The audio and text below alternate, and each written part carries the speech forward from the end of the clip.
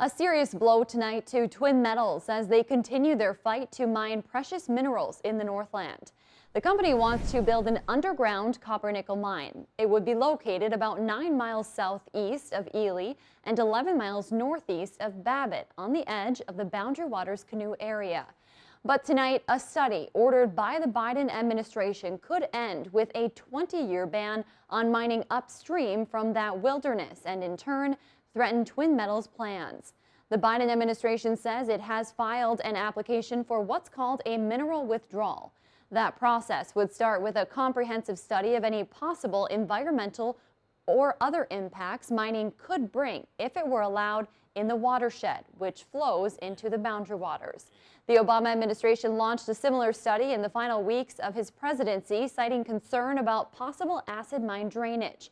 He also didn't renew the project's federal mineral rights leases, but the Trump administration reversed that decision, canceling the study 20 months into the 24-month process and reinstating their leases. Right now, there's no clear answer on if the study will pick up where it left off or if a new one would start. The Biden administration's announcement sparked reactions from both sides of the mining debate. CBS 3's Kendall Jarbo shares how this decision impacts them. Excitement. A mineral withdrawal is incredibly important for the Quetico Superior ecosystem.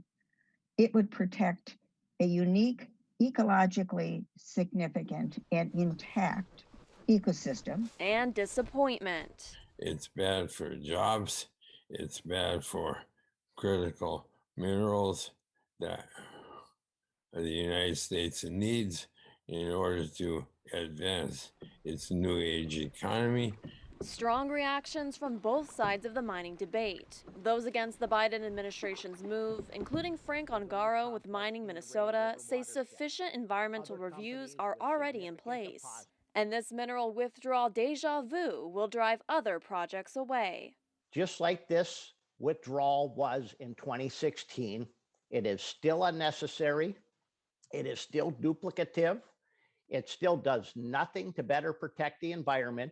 On the other hand, some business owners say their companies are closely tied to the ecosystem. If you do harm the boundary waters, you end up harming the livelihoods of all the people who already live here, and you harm what people came here for. With millions of dollars and thousands of acres on the line, the results of this study could forever change northern Minnesota. The mineral withdrawal includes a 2-year freeze on mining-related activity while the study is taking place.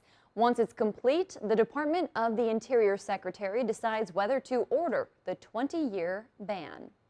Well, tonight reaction has been pouring in. Congressman Pete Stauber, a Republican representing Minnesota's 8th district at the nation's capital, slammed the Biden administration.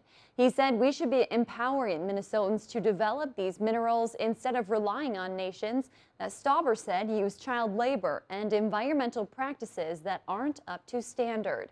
Meanwhile, U.S. Senator Tina Smith, a Democrat, says mining is important to our region and a source of good jobs. But she added the BWCA is fragile and we can't afford to be wrong about its protection.